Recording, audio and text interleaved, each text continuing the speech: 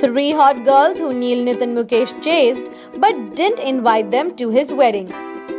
Surely they won't gate crash, but cart to banta tha. But to each his own. Go ahead, Neil, and have a happy wedding. Neil, Nitin, Mukesh's wedding coming up to a certain Rukmini is the talk of the town. Let's track backwards.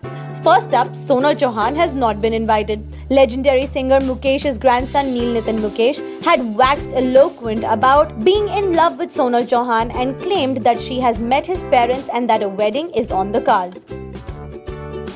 Speaking about her harrowing breakup experience with Vicky Lalwani back in 2012, Sonal had said that she and her parents were aghast at the news. She said, "They were very disturbed and asked me to explain.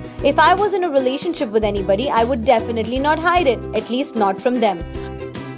Sonal had also denied having met Neil's parents. Asked about Neil's statement that she helped him come out from his shell after his last relationship with Aasin Thotumkar, who is now happily married to Micromax co-founder Rahul Sharma, Sonal shot back saying, "Gosh, he hasn't even spoken about his previous relationship with me.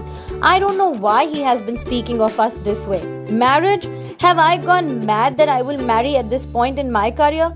I am not in a relationship with him, and I certainly don't believe in casual flings. I know him from only 4 months, and that's a very short time to decide and take such a big decision."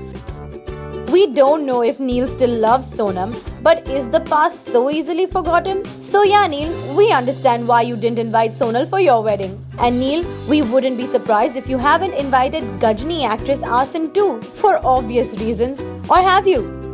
And is your South Mumbai ex-girlfriend Priyanka Bhatia, the designer whom you dated for more than 2 years, on your guest list? Neil's split with Priyanka had come as a shock because Neil had confessed that they were as good as married and their parents had heartily endorsed the union.